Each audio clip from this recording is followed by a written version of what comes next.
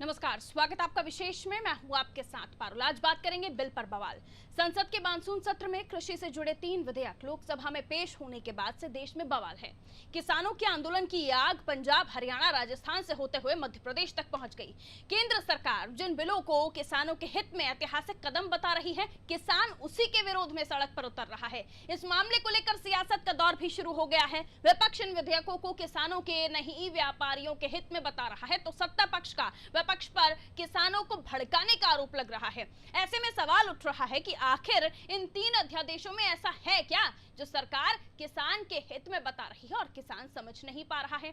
अपने इस कार्यक्रम में हम बिल पर बवाल के इसी अहम मसले पर चर्चा करने वाले हैं। चर्चा शुरू हो उससे पहले इन बिलों को अच्छे से समझने के लिए आप ये रिपोर्ट देख लीजिए।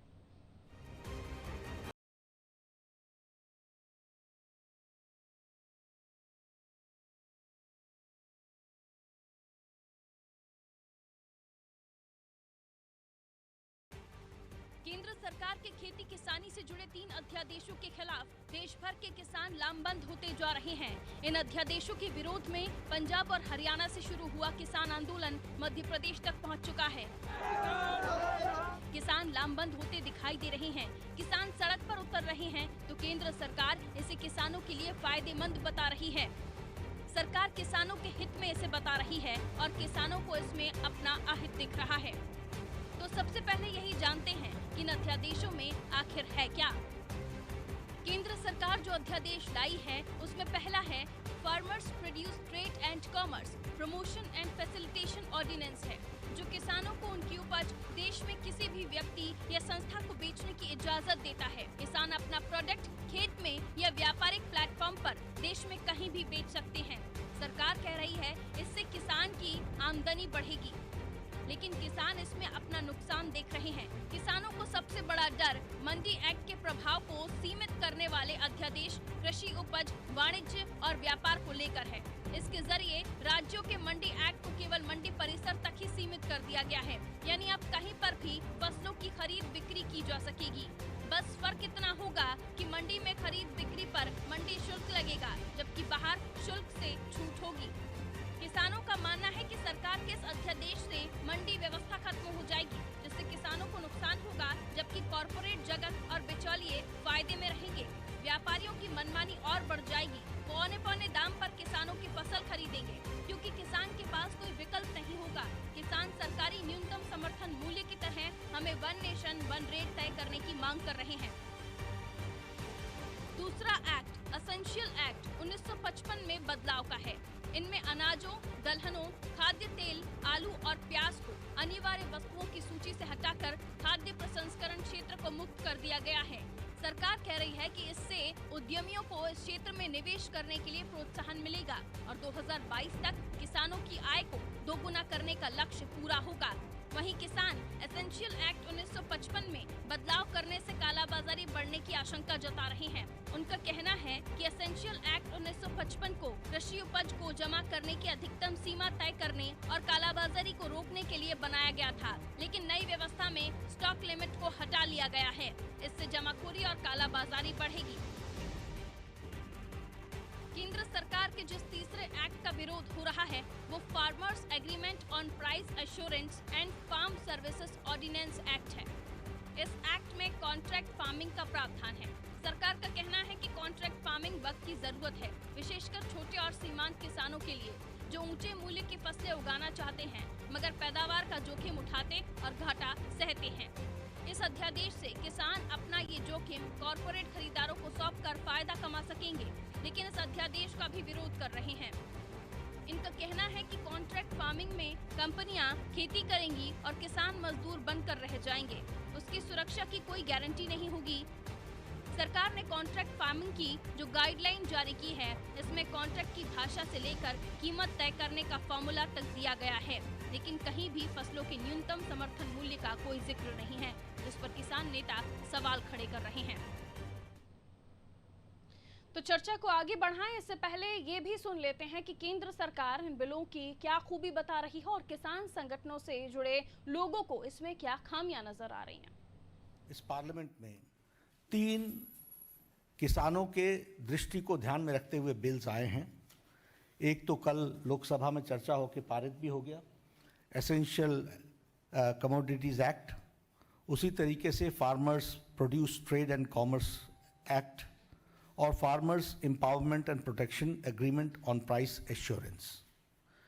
ये तीनों जो बिल्स हैं जो अभी लोकसभा राज्यसभा में चर्चा हो रहे हैं, एसेंशियल कमोडिटी बिल तो कल लोकसभा से पारित हुआ है, अब राज्यसभा में जाएगा। ये तीनों ही बिल बहुत दूरदृष्टि रखते हैं और बहुत दूरदृष्टि रखते हुए इन बिल्स को एक्ट के रूप में हम सब लोग पार्लियामेंट में पास कर रहे हैं। यह किसानों के उत्पाद का, प्रोड्यूस का दाम बहुत तीव्र गति से आगे बढ़ाने वाले ये तीनों ही बिल रहने वाले हैं। और उसी तरीके से निवेश हो एग्रीकल्चर सेक्टर में, कृषि क्षेत्र में निवेश को बढ़ाने में ये तीनों ही बिल बहुत महत्वपूर्ण भी हैं और बहुत लाभकारी भी हैं, कारक हैं। इसको हमको समझना चाहिए। ये 3 अध्यादेश के बाद में इस देश का किसान नहीं बचेगा, पूरी तरह से बर्बाद हो जाएगा। तीनों अध्यादेश के खिलाफ और मध्य प्रदेश में जो शिवराज सिंह जी चौहान लेकर आए हैं मॉडल एक्ट और लैंड बिल, ये 5 कानून पूरी तरीके से किसानों को बर्बाद करने वाले कानून हैं। इसका पूरे प्रदेश में किसानों को इस पर अवेयर करने के लिए एक अभियान, किसान मजदूर जागरण अभियान चलाया जा रहा है पूरे मध्य प्रदेश में। आगे जगह जगह पर यात्राएं निकाली जाएंगी। कल मध्य प्रदेश से कुछ किसान पार्लियामेंट में विरोध करने के लिए रवाना हो रहे हैं। तो सुना आपने किस तरह इसे अच्छा भी बताया जा रहा है और बुरा भी बताया जा रहा है। खुद किसान नेता कक्का जी हमारे साथ इस वक्त फोन लाइन पर बने हुए हैं। अभी आपकी बाइट हम सुन चुके हैं कक्का जी, और हम चाहेंगे कि आगे भी आपसे बात हो। बहुत स्वागत कक्का जी आपका नादी टीवी में। जी नमस्कार। कक्का जी, 3 बिल फिलहाल जिन पर हम बात करें, आपने 5 गिनाए हैं, लेकिन मैं बारी बारी से समझना चाहूंगी कि आखिर इसमें दिक्कत क्या है। पहला, कृषि उत्पादन व्यापार वाणिज्य अध्यादेश। देखिए, व्यापारी की प्राइवेट मंडी, अभी सरकारी मंडी में भी किसान को प्रॉब्लम होती है। जब प्राइवेट मंडी होगी तो उसमें तौल काटा भी व्यापारी का होगा, बोली भी उसी की होगी, भुगतान भी उसी का होगा, और उसकी हम कोर्ट में अपील नहीं कर सकते। विवाद होने पर एसडीएम के यहाँ अपील होगी, कलेक्टर के पास होगी, या फिर अभी सरकार ने कहा है कि ज्वाइंट सेक्रेटरी भारत सरकार के यहाँ, तो कौन जाएगा गांव का आदमी ज्वाइंट सेक्रेटरी के पास। तो ये जो कोर्ट से मामला है कि भाई इसी में सारी बात छुपी है कि आप न्यायालय से क्यों बचना चाहते हैं। न्यायालय में हम अपील क्यों नहीं कर सकते। लैंड बिल लेके आए, आप न्यायालय में अपील नहीं कर सकते। भाई न्यायालय देश के संविधान में बहुत महत्वपूर्ण संस्था है। हमको अन्याय हमारे साथ होगा तो कम से कम हम न्यायालय में जाके दरवाजा तो खटखटा सकेंगे। तो पहला ये है कि इसकी सारी मंशाएं एक्ट में ये यहाँ अपने आप बदबू आती है कि ये, तो ये विषय है कि फिर हिमालयों का क्या होगा, तलावटी का क्या होगा। कोई व्यापारी अभी भी सरकारी मंडियों में खा के पैसे किसानों के भग जाते हैं तो सरकार कुछ कर नहीं पाती है। फिर भी एक संस्था है तो कम से कम वो पकड़ के व्यापारी को लेके आती है और उसके बाद में सरकार उसकी वसूली कराती है। पर जब मंडी प्राइवेट होगी तो मेरा निवेदन ये है कि आप लागू करना है करिए, पर किसान संगठनों से पूछ लीजिए, किसानों के जो जानकार लोग हैं उनसे बात करिए। ये तुगलकी फरमान नहीं चलेगा कि हमने आपको ला दिया, आपको ये करना पड़ेगा। तो हमारी राय ली होती, इससे और बेटर व्यवस्थाएं भी बन सकती थी। मेरी राय नहीं लेते तो कृषि विशेषज्ञ जो मध्य प्रदेश में है और देश के बहुत जाने माने लोग हैं, उनकी राय ली होती। बगैर राय लिए ये तत्काल में अध्यादेश लागू कर देना, और अध्यादेश लागू कब होता है भाई, लॉकडाउन का ये सरकार दुरुपयोग कर रही है। अभी हम कस्टडी में है पुलिस की दिल्ली में जी, और मैं कस्टडी से बोल रहा हूँ। बिल्कुल बिल्कुल। लॉकडाउन में आप क्यों आए, 144 से आपने का उल्लंघन किया भाई, तो लोकतंत्र में हम क्या करेंगे। तो ये जो लॉकडाउन है इसकी आड़ में अध्यादेश सरकार लगातार जारी कर रही है। लैंड बिल पर भी ने अध्यादेश जारी किया। एक कृषि एक राज्य, यानी जो कक्का जी तीनों बिल हैं इनके पक्ष में आप नजर नहीं आ रहे हैं, तो आगे इसका सॉल्यूशन क्या है। सरकार ने दावा किया कि किसानों की आय दोगुनी होगी, कैसे होगी। स्वामीनाथन आयोग की रिपोर्ट के बारे में तमाम सरकारें बोलती हैं। अब आगे अगर कोई करने की कोशिश कर रहा है तो फिर वो कैसे मुमकिन है, यानी हल क्या है फिर अगर कुछ पसंद नहीं आ रहा। देखिए, ये विषय शब्द जो आपने कहा कि कुछ पसंद नहीं आ रहा, ये आपसे भी मुझे आपत्ति है कि जिनके लिए ये बनाए जा रहे हैं 3 अध्यादेश, उनकी राय जानना जरूरी है कि नहीं है? उनकी राय तो आप ले नहीं रहे, ये तो आप जबरदस्ती किसान पे थोप रहे हो। जब पूरे देश के तमाम किसान संगठन इसका विरोध कर रहे हैं तो सरकार को चाहिए कि वो बैठ के बात करे और इसमें जो विसंगतियां हैं उसको दूर करे। तो विसंगतियों को दूर नहीं करके आप हमारे आंदोलन को कुचलोगे, हमारी गिरफ्तारी करोगे, ये तो बात नहीं बन पाएगी। ठीक है, तुम पार्लियामेंट में तुम्हारा बहुमत है, पास कर लो, कोई बात नहीं है, हम इसको सड़क पर फेल करेंगे।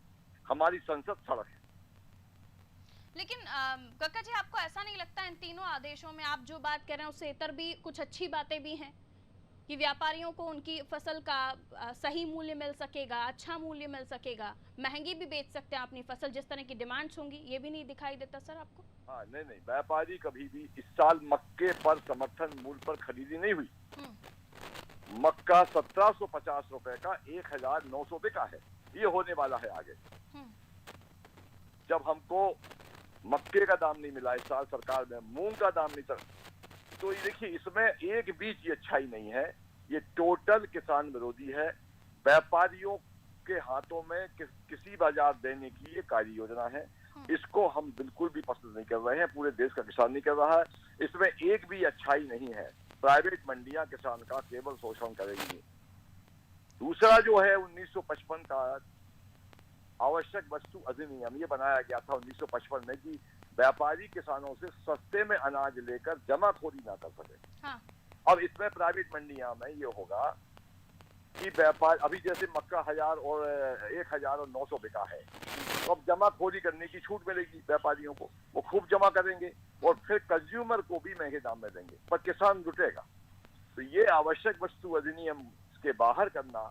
लेकिन अब खरीदने वाले लोग भी तो बढ़ जाएंगे ना कक्का जी, व्यापारी भी तो बढ़ जाएंगे ना। बड़े बड़े व्यापारी खरीदने अगर आते हैं किसानों से तो वो भी तो खरीदेंगे, अच्छे मूल्य पर भी खरीद सकते हैं। और ये भी तर्क दिया जा रहा है इस मामले में कि पहले उतना क्वांटिटी नहीं थी, जो उत्पादन होता था उतना नहीं होता था, अब ज्यादा हो रहा है। ये भी तर्क दिया जा रहा है। उसको खरीद क्या करेगा जी? हमारा जब माल रजिस्ट्रेशन नहीं होता है तो एमएसपी में बिकता ही नहीं है। बड़ा व्यापारी नहीं आता, छोटा व्यापारी नहीं आता। तो हमारा सबसे बड़ा जो परचेजर है वो एफसीआई हमारा गेहूं परचेज करता है बड़ी संख्या में। धान जो है वो पैडी, वो भी सरकार परचेज करती है। व्यापारियों की रुचि केवल 5 से 10% खरीदने की होती है और कुछ राज्य सरकारें खरीदती है। तो व्यापारी, ये सरकार गलतफहमी में है कि कोई कंपटीशन बढ़ेगा। कंपटीशन नहीं बढ़ेगा, व्यापारी अभी भी वही है और वही व्यापारी वहां रहेंगे। फिर इस एक्ट में है कि जो प्राइवेट मंडियों में सामान खरीदेगा उस पर टैक्स नहीं लगेगा व्यापारी पर, और जो सरकारी मंडी में खरीद बिक्री होगी उसमें टैक्स लगेगा। तो फिर सरकारी मंडी चलेगी कैसे? अब प्राइवेट मंडी को टैक्स की छूट क्यों दे रहे? क्या मंशा है आपकी? तो ये कुल सारा जो एक्ट है ये व्यापारियों के लिए है। आगे आप क्या चाहते हैं इन चीजों में और विशेषज्ञों को बुला के? क्योंकि ऐसा तो पॉसिबल नहीं है कि इन तीनों अध्यादेशों को विशेषज्ञों के साथ बैठकर डिजाइन नहीं किया गया होगा, बनाया नहीं गया होगा। भाई हम केवल ये चाहते हैं कि समर्थन मूल्य पर खरीदी की सरकार गारंटी का कानून बनाए पहले। ठीक है, चलिए कक्का जी, आपके पास समय हो तो आप बने रहिएगा। नहीं, मेरे पास अब समय नहीं है। चलिए बहुत शुक्रिया सर हमारे साथ जुड़ने के लिए। शिव कुमार कक्का जी हमारे साथ इस वक्त फोन लाइन पर मौजूद थे। किसान नेता हैं आप, इस वक्त दिल्ली की अस्थायी जेल से बात कर रहे थे, अब कस्टडी में हैं। चलिए बंसीलाल गुर्जर जी बीजेपी से हमारे साथ इस वक्त फोन लाइन पर मौजूद है। गुर्जर साहब, बहुत स्वागत आपका नादी टीवी में। धन्यवाद, नमस्कार। क्या कहना चाहेंगे गुर्जर जी? अभी आपने कक्का जी को सुना, वो तो साफ तौर पर बता रहे हैं कि ये धोखा है, छलावा है, किसानों को परेशान करने के लिए 3 अध्यादेश आए। आप क्या कहेंगे इस पर? देखिए, मेरा ये कहना है कि भारत सरकार जो एपीएमसी एक्ट के लिए जो संशोधन अध्यादेश लाई है उसमें सीधे तौर पर किसानों को ज्यादा प्रतिस्पर्धी मार्केट मिले उसका प्रयास किया गया है। एपीएमसी अपनी जगह है, मंडियां कायम रहेगी, मंडियों की व्यवस्था कायम रहेगी। काउंटर क्वेश्चन मैं आपसे करना चाहती हूँ। अभी शिव कुमार जी इसी बात को लेकर कह रहे थे कि सरकारी मंडियों में टैक्स है और बाहर जो प्राइवेट मंडियां उनमें टैक्स नहीं है, तो कैसे आप सरकारी मंडियों को चलाएंगे? देखिए, मैं इसमें ये कहना चाह रहा हूँ मैडम कि सरकारी मंडियों में टैक्स है 1 रुपया 50 पैसा और प्राइवेट मंडियों में उन्होंने कहा है कि हम कोई मंडी शुल्क नहीं लगेगा, लेकिन इसमें एक फायदा सरकारी मंडियों के लिए ये है कि उसको किसान को जो राशि आहरित करेगा बैंक से उस पे टीडीएस नहीं लगेगा, मंडी का जो व्यापारी है उसको। तो बाहर का जो व्यापारी नगद पेमेंट करेगा उसको डीडीएस 2% यहाँ पर होगा, उसमें प्लस होगा ना माइनस होगा, कैसे ज्यादा लगेगा और कैसे नहीं लगेगा। जो बाहर सेवाएं देगा मार्केटिंग की वो अपनी व्यवस्थाएं करेगा, इसलिए उस पर शुल्क नहीं लग रहा है। और मंडी प्रांगण में शुल्क इसलिए लगाया जा रहा है कि वो सेवाएं देंगे इसलिए शुल्क ले रहे हैं। लेकिन उनका कहना है कि व्यापारी गिने चुने हैं, छोटे मोटे व्यापारी हैं जो बहुत अच्छे दामों पर भी खरीदी नहीं करते हैं। मक्का का एग्जांपल हाल ही में उन्होंने दिया। आपको ये किसने कह दिया कि गिने चुने व्यापारी हैं? किसने कह दिया? कक्का जी ने कहा। कक्का जी अभी आपसे पहले कक्का जी के कहने से या मेरे कहने से थोड़ी व्यापारी घटेंगे बढ़ेंगे। मेरा ये कहना है मैडम कि व्यापारी तो जो आज की व्यवस्था में है वो सारे व्यापारी होंगे, उसके अतिरिक्त अन्य लोग और आए, इसके लिए भारत सरकार ये मॉडल एक्ट लेकर के आई है। और मॉडल एक्ट के माध्यम से अन्य व्यापारियों को प्रतिस्पर्धा में और खड़ा किया जाए, उसका प्रयास सरकार के द्वारा किया जा रहा है। अब इसमें क्या बुराई है कि व्यापारी मंडी प्रांगण के बाहर खरीदे, अपना इलेक्ट्रॉनिक प्लेटफॉर्म खड़ा करे और इंटरनेट के अनुप्रयोगों के माध्यम से उसको इंटरनेट पर चढ़ाए और उसके बाद वो खरीदी करे, तो उसमें कहाँ बुराई कहाँ है? क्या बुराई है उसमें? ठीक है, ऐसे में उनका कहना है कि अगर कोई समझौता ठीक नहीं बैठता है, आने वाले समय में डील नहीं होती है या कोई भी शिकायत है तो एसडीएम रेंज तक ही उसे सीमित कर दिया जाएगा, यानी वहीं पर ही आप निपटा दीजिए उस मामले को, कोर्ट नहीं जा सकते हो। देखिए मैडम, इसमें क्या है कि भारत सरकार अभी ऑर्डिनेंस लेकर के आई और ये बिल अभी लोकसभा में लाया गया है जी। ये कानून का रूप धारण करेगा, इसके बाद इसके बायलॉज बनेंगे और बायलॉज में इसके मुझे पक्का विश्वास है कि समुचित प्रयास किए जाएंगे कि किसानों का जो पक्ष है वो रखने का अवसर किसान को मिले, किसान की ठगी ना हो और किसान का पेमेंट कोई खा करके ना जा पाए। उसके लिए मुझे विश्वास है कि भारत सरकार पुख्ता इंतजाम कर रही है। और अभी मध्य प्रदेश सरकार ने भी जो मॉडल एक्ट के प्रोविजन किए हैं उसमें उन्होंने पुख्ता इंतजाम इसके लिए किए हैं। अब जो बात की जा रही थी आवश्यक वस्तु अधिनियम और समर्थन मूल्य खरीदी की, मैं कहना चाह रहा हूं कि मध्य प्रदेश की सरकार ने 1,30,00,000 मेट्रिक टन गेहूं अभी खरीदा। इससे अच्छा प्रोक्योरमेंट और कौन कर सकता है? किस स्टेट गवर्नमेंट ने अभी तक किया है? शासकीय खरीदी, लेकिन शासकीय खरीदी के अतिरिक्त किसानों को मार्केट मिले, उसका प्रयास भारत सरकार और मध्य प्रदेश सरकार के द्वारा जो एपीएमसी मॉडल एक्ट लाया गया उसके माध्यम से किया गया है। लेकिन कहा जा रहा है कि अब आगे जमाखोरी बढ़ेगी, कम में खरीद लेंगे। देखिए मैं एक सवाल कर रहा हूँ आपसे, मैं आपसे सवाल जी और आपके चैनल के माध्यम से लोगों तक पहुँचाना चाहता हूँ। बिल्कुल, कहिए। मेरा ये कहना है कि प्याज अभी तक 1.5 रुपए किलो बिक रही थी, किसान फेंक रहा था। अगर उस समय कोई बड़ा खरीदार आता और 1.5 रुपए किलो की प्याज को 4 रुपए किलो में खरीदता तो वो किसान को मार्केट दे रहा था कि नहीं दे रहा था? मार्केट दे रहा था, क्योंकि वो 1.5 रुपए की प्याज 4 रुपए में खरीद रहा है। और जो खरीदेगा, मेरी बात सुनिए मैडम, प्लीज मेरी बात हो जाने दीजिए आप, मेरी बात हो जाने दीजिए आप, कि जो 4 रुपए में खरीदेगा, फेंकने वाला प्याज 4 रुपए में खरीद करके लोगों को उपलब्ध कराता है, उनकी रसोई में प्याज पहुंचता है, तो इसमें बुराई हो गई। खरीदार को खरीदने नहीं देंगे, मैं समझ रही हूँ आपकी बात को। उत्पादक को पेमेंट देने नहीं देंगे और जैसा चल रहा है उसको चलाएंगे। सरकार व्यवस्था तो बनाएगी ना। गुर्जर साहब, आप लोग अध्यादेश लाए, आप इतनी अच्छी बातें बता रहे हैं अध्यादेशों के लिए, लेकिन उसके बावजूद भी किसान सड़कों पर है ना सर। दिक्कत ये है कि आप लोग या तो समझा नहीं पाते हैं या आपका जो देखिए मैं इसमें कोई बुरा नहीं मानता कि किसान, मैं ये इस बात का बुरा नहीं मानता कि किसान, मैं लौटती हूँ सर आपके पास, आप भी अपनी पूरी बात रखिएगा। अपने हक की लड़ाई के लिए सड़क पर आए, किसान को इसकी पूरी जानकारी हो जाएगी, किसान इसके लिए एजुकेट हो जाएगा, किसान का संतोष हो जाएगा और किसान तो ये बातें पहले किसानों के बीच में नहीं जानी चाहिए, आपको ऐसा नहीं लगता? फिरोज सिद्दीकी जी कांग्रेस से हमारे साथ इस वक्त फोन लाइन पर जुड़े हुए हैं। फिरोज सिद्दीकी जी, बहुत स्वागत करती हूँ आपका नादी टीवी में सर। जी शुक्रिया। काफी देर से सर आप सुन रहे थे गुर्जर साहब को। बीजेपी से दिनेश गुर्जर जी हमारे साथ, बंसीलाल गुर्जर जी माफ कीजिए, हमारे साथ इस वक्त फोन लाइन पर हैं। क्या कहना चाहेंगे आप सर इन अध्यादेशों को लेकर? क्योंकि साफ है अभी तक तो कक्का जी भी जुड़े, उन्होंने भी इसे ठीक नहीं बताया, लेकिन गुर्जर साहब इसे कह रहे हैं कि लोगों को समझना पड़ेगा कि आखिर ये है क्या, किसानों के हित में है, किसानों के फायदे में है। 1.5 रुपए की प्याज जो फेंक रही थी उसे 4 रुपए में अगर व्यापारी खरीदता है तो किसानों का फायदा ही है। फिरोज जी। गुर्जर जी एक अच्छे किसान नेता हैं और वो किसान मोर्चा के अध्यक्ष भी रहे हैं और सरकारी पदों पर भी रहे हैं। जब इस देश में 1970 का बना हुआ मंडी एक्ट है और उस मंडी एक्ट को अगर आप अध्यादेश के माध्यम से खत्म कर रहे हैं तो क्या ये संसद जो है, संसद हमारी संसद को ये अधिकार है?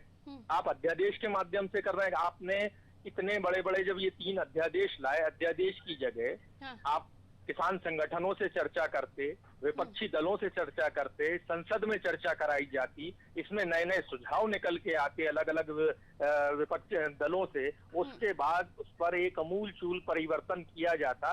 परिवर्तन तो सदैव एक निरंतर प्रक्रिया होती रहना चाहिए, लेकिन ये जो वर्तमान में तीनों एक्ट आए हैं ये किसानों को ठगने वाले हैं, किसानों को मजदूर बनाने वाले हैं, किसानों को गुलाम बनाने वाले हैं। पहला जो मंडी एक्ट है, हमारे मध्य प्रदेश का जो मंडी एक्ट है, ये स्टेटों का मामला है। जो हमारा संघीय ढांचा है ये स्टेट सब्जेक्ट है कि हमको हमारी मंडियां कैसी चलानी है, कौन से राज्य को किस प्रकार से चलानी है। आपने उसमें परिवर्तन किया है। अड़तीय हमारे कहाँ जाएंगे, छोटे व्यापारी कहाँ जाएंगे? जो समर्थन मूल्य पे, न्यूनतम समर्थन मूल्य पे फसल खरीदी जाती है किसानों से, वो उसका क्या प्रक्रिया होगी? इस एक्ट में ऐसा कहीं को अध्यादेश के माध्यम से आपने ऐसा कुछ नहीं बताया। नंबर 2 बात कि आपने जमाखोरी को जो है, जो जरूरी खाद्यान्न है, प्याज है, लहसुन है, आपका तमाम जो खाद्यान्न है, दालें हैं, उसको जमाखोरी को लीगलाइज कर दिया। तो अब जब इस मार्केट में किसान की फसल आएगी तभी ये जमाखोर अपना माल बाहर निकालेंगे और किसानों का माल जो है सस्ते में खरीदेंगे। तीसरा अध्यादेश में ये है कि आपने कृषि अनुबंध की बात की है, लेकिन कृषि अनुबंध में जो भी है वो कंपनियों की तरफ फेवर करता है। आपका कृषि अनुबंध वो होना चाहिए कि किसान की तरफ फेवर करे। 2 एकड़, 2.5 एकड़, 5 एकड़ का जो बेचारा किसान है वो बड़ी मल्टीनेशनल कंपनियों से कहाँ लड़ पाएगा? वो अपने खेत में खुद ही बन जाएगा मजदूर और उसकी जमीनों पे जो है छोटा किसान कैसे फाइट कर पाएगा? फिरोज जी आपके सवालों का जवाब ले लेते, सवाल लंबे हो गए सर, जवाब फिर समय ज्यादा ले लेगा। गुर्जर साहब कहिए।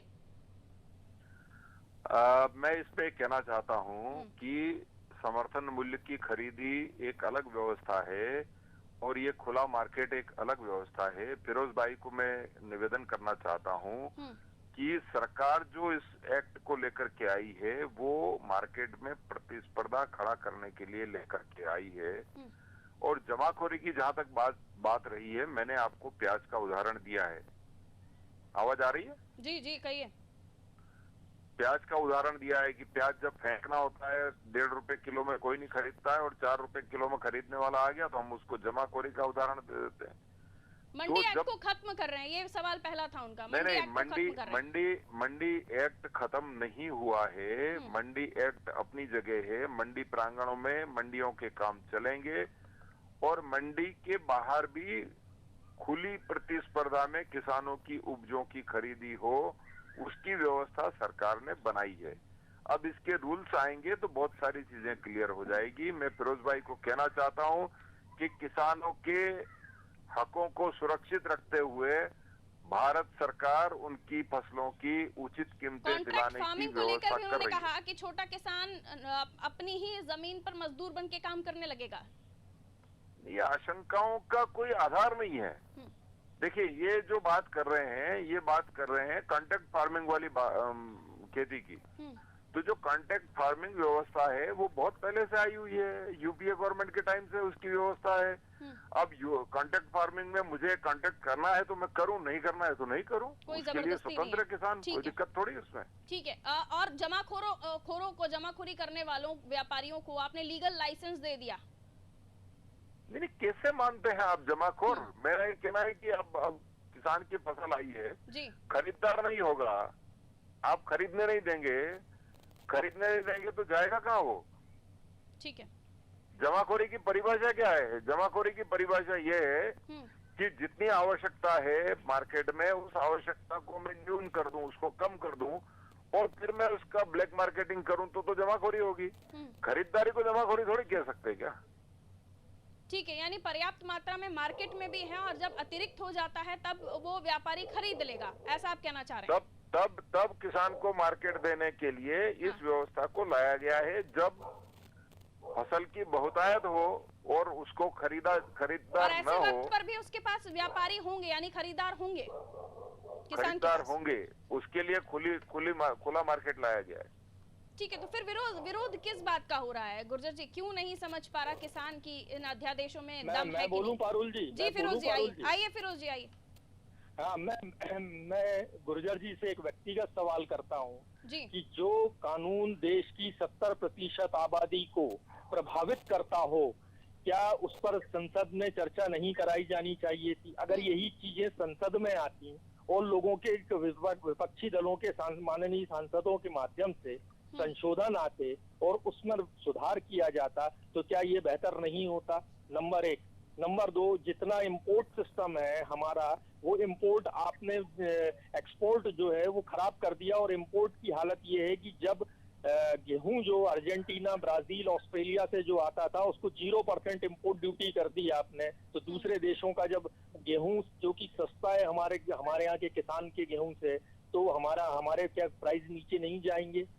तीसरी बात मैं ये भी कहूंगा इसमें कि आपको जो है एक व्यवस्था, मंडी व्यवस्था को अगर आप बनाना चाहते हैं और साथ में एक कंपटीशन खड़ा करना चाहते हैं, तो क्यों ना इन कंपनियों को जो है मंडियों के माध्यम से खरीदारी के काम पर शुरू किया जाए। ये सभी चीजों को सरकार को ध्यान देना पड़ेगा। किसान तो अभी निकलना शुरू है, मंडी में अगर व्यापारी कम ज्यादा रेट पर खरीद रहा है फिरोज जी, तो एक ही मंडी में अलग अलग रेट पर अगर गेहूं अगर अलग अलग रेट पर अलग अलग व्यापारी खरीदेगा तो कैसे चलेगा सर?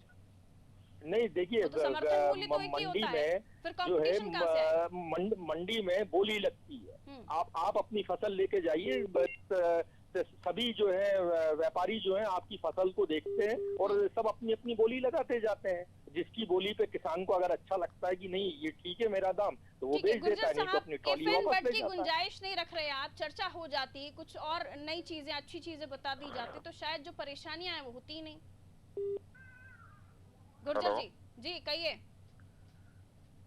नहीं, मैं ये कहना चाहता हूँ कि किसानों को जो अध्यादेश उनके हक में लाए गए हैं उसकी जानकारी धीरे धीरे होती जा रही है और उनको अच्छा लगेगा कि उनके फेवर में लाए गए हैं। मैं इतना ही कहना चाहता हूँ।